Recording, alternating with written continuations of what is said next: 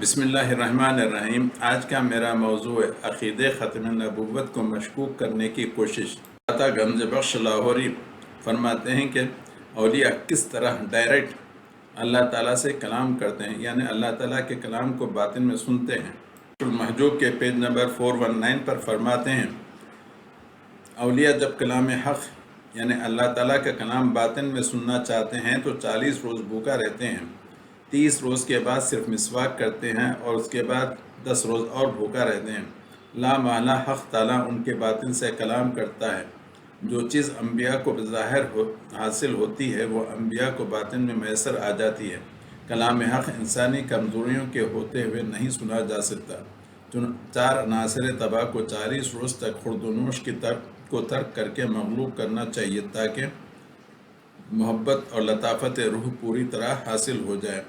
اس کا تعلق بھوک سے ہے اور اب ہم اس کی حقیقت کو آشکار کرتے ہیں۔